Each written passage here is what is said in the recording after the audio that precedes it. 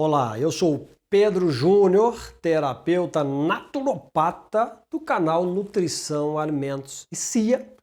Estou aqui com vocês para mais um vídeo, falando hoje sobre o sal rosa do Himalaia, o famoso Pink Salt. Existem muitas controvérsias sobre o sal rosa do Himalaia aí fora. Estava eu conversando com meu amigo terapeuta naturopata João Dapper e nós ficamos aqui mais ou menos umas 2 horas conversando sobre esse assunto, tá? Para mim, dos terapeutas que eu conheço, o terapeuta João Dapper é um dos melhores. É um dos melhores que eu conheço, de vários que eu conheço em todo o Brasil, tá? E a gente passa, às vezes, horas e horas conversando, um indicando para o outro matéria para estudar, tanto ele indica para mim, quando eu indico para ele. Aí no final a gente junta tudo aquilo ali, todo aquele conhecimento que a gente conseguiu absorver das matérias que a gente lê, dos vídeos, das entrevistas, essa coisa toda, e a gente vai colocar, digamos que, os pingos nos is, né? Para a gente ver qual que é a possibilidade de a gente chegar em um acordo, em um consenso. E isso acontece praticamente todos os dias, já que a nossa fonte, na verdade, o nosso trabalho é pesquisar, estudar e, digamos que, processar todas essas informações e trazer de uma forma resumida e fácil para você que está aí do outro lado entender, tá? Porque não adianta eu trazer para você 300 páginas de um livro referente a um assunto, porque você não vai conseguir fazer isso tão rapidamente. Mas a gente pega tudo que é mais importante e faz um apanhado naquilo ali, ok? Mas é o seguinte, existe muita controvérsia concernente ao sal rosa do Himalaia. Por quê? Porque a maioria do pessoal está dizendo aí que, devido à queda no preço do sal rosa do Himalaia, esse sal agora, ele na verdade ele é falsificado. O pessoal está pintando o sal com tinta ou fazendo algum outro famoso jeitinho cambalacho para vender esse sal mais barato. Mas aí eu te pergunto, e a lei da oferta e da procura? Você conhece a lei da oferta e da procura? Pois é, deve se encaixar aí também. Quanto mais gente para comprar, a tendência é o preço cair. Quanto menos produto no mercado e menos pessoas comprando, o produto sobe mais. Geralmente é assim, tá? Mas isso não é via de regra, mas geralmente é assim. Agora, pense comigo, o sal rosa, ele tem a sua coloração específica, meio arroseado, meio avermelhado, dependendo aí de vários fatores, ok? Agora, eu te pergunto para você, se você pegar um sal grosso para churrasco, você pega o sal grosso para churrasco, bota ele dentro de uma vasilha, tá? De uma bacia, sei lá, aí tu vai comprar tinta. Aí tu compra tinta e joga em cima do sal grosso para churrasco. Aí você pode comprar uma tinta meio arroseada, tipo a minha camisa. Você pode comprar uma tinta meio avermelhada, porque tem algumas partes do sal rosa que é bem avermelhada. E você tenta falsificar esse sal. Primeiro, se você colocar a tinta líquida lá, provavelmente o sal ele vai derreter. Ou seja, ele vai se misturar com a parte aquosa da tinta e vai dar uma derretida. É um ponto para se pensar, imagina daí. Aí você tem vários tipos de tinta. Você tem tinta para tecido, você tem tinta para parede, você tem tinta a óleo que é para pintar ferro, essa coisa toda aí de metal, e você tem alguns outros tipos de tinta.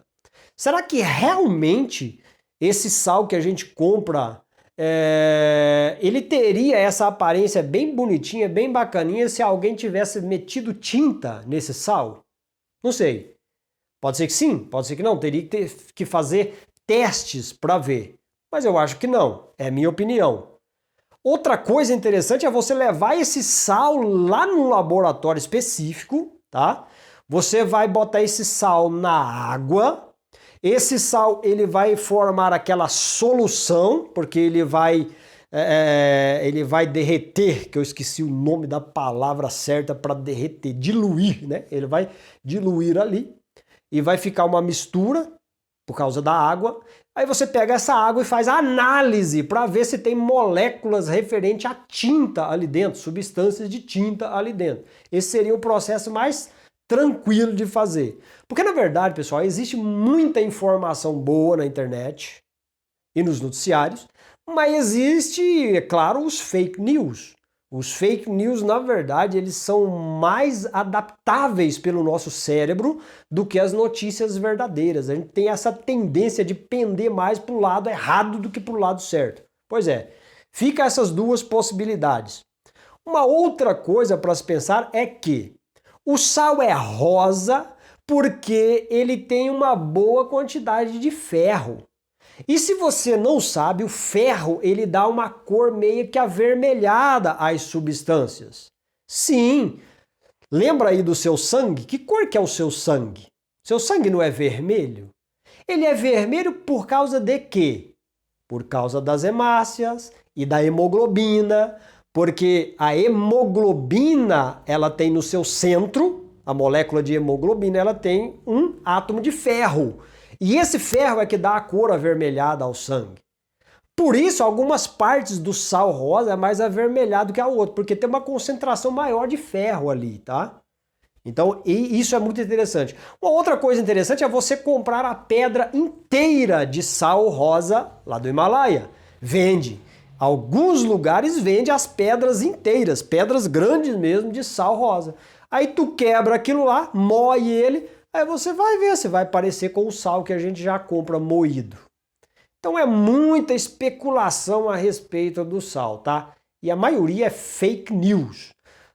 Um outro detalhe concernente ao sal rosa é se realmente compensa você usar o sal rosa ao invés do sal de cozinha, que é o cloreto de sódio. Bom, o cloreto de sódio, na verdade, só tem sódio e íons cloreto. Tá? Você não tem mais nada, porque a indústria ela retira aquilo ali. E tem o iodo que o pessoal coloca lá também. Tá? Ou seja, ele passa por muitos processos químicos para chegar a ser o sal de cozinha que a gente conhece e fica apenas íons cloreto e, na verdade, o sódio. O sal rosa do Himalaia, eu peguei algumas referências, inclusive de um nutricionista, e ele está expondo lá. Não adianta você comer sal rosa, porque você não vai comer 1 quilo de sal rosa para obter os elementos necessários para o seu corpo. É claro que não. Ninguém vai comer 1 quilo de sal. Na verdade, você come pouco mais do que 5, no máximo 10 gramas de sal por dia. Agora, em compensação, olha só, no sal rosa do Himalaia, você tem 100 vezes mais quantidade de magnésio do que no sal de cozinha. Na verdade, o sal de cozinha tem praticamente zero, porque foi tirado todos os minerais dali, tá? Os minerais que aparecem mais no sal rosa do Himalaia é o magnésio, o potássio e o cálcio. São os que mais aparecem no sal rosa do Himalaia devido à quantidade que a gente usa por todos os dias, tá? Mas esse balanço interessante do sal rosa e o sal branco de mesa, na diferença entre magnésio do sal branco para o sal rosa, é muito interessante. É 100 vezes mais a quantidade de magnésio no sal rosa do que no sal branco. E a gente sabe que o magnésio, ele contrabalança, tá, a questão do sódio. Pois é, o magnésio é um elemento importantíssimo, principalmente para o coração, porque ele ajuda nessa elasticidade dos vasos, tá? Ele faz o vaso, digamos, o vaso sanguíneo ficar mais maleável e é muito importante. É claro que pela quantidade de sal que a gente usa no dia a dia, a quantidade de magnésio você vai ingerir é bem baixa, mas você ingere magnésio nos outros alimentos e até digo a você que é interessante você suplementar magnésio, porque praticamente todo mundo é deficiente em magnésio. Mas O sal rosa é sim melhor do que o sal branco de mesa. Primeiro, que ele não passou por processos químicos na fábrica para ficar do jeito que fica o sal de cozinha. E segundo, que ele tem uma concentração maior de cálcio, de magnésio e de potássio, tá ok? Que é interessante. Ele é mais salgado no preço do que o sal branco? É, ele é mais caro. Mas mesmo assim, compensa você usar. Agora, a questão aí de ser falso ou não, você pode buscar os seus critérios, tá? Eu acho muito complicado a pessoa falsificar o sal rosa usando tinta. Não sei, o ser humano é capaz de fazer qualquer coisa, mas eu não vejo essa possibilidade assim muito avantajada, tá?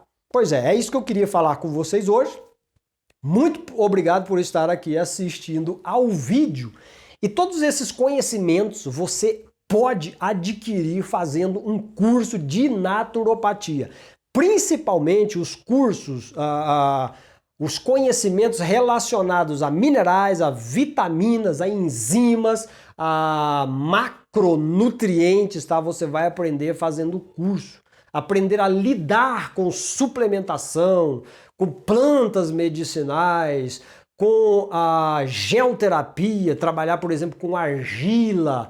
Tudo isso você aprende, tudo isso você obtém esse conhecimento fazendo a faculdade de naturopatia, que nós temos na modalidade, ok, de curso livre, extensão universitária, pós-graduação e doutorado. Você pode fazer em qualquer uma dessas modalidades que se adequar ao seu nível escolar. E no final do curso você vai estar apto para abrir a sua própria clínica. E se você já é um profissional da saúde, melhor ainda, porque você vai agregar conhecimento no seu currículo acadêmico, tá? Muito importante, o telefone está aqui embaixo. Você vai chamar pelo terapeuta João Dapper, tá? Que está pronto para te atender e passar as informações necessárias para você. Escola Indústria da Saúde vai redirecionar você para a faculdade de naturopatia com professores capacitados para ensinar para você conhecimentos muito importantes para a sua vida. Não se esqueça, o melhor a se fazer nos dias atuais é aprender a cuidar da sua própria saúde, tá?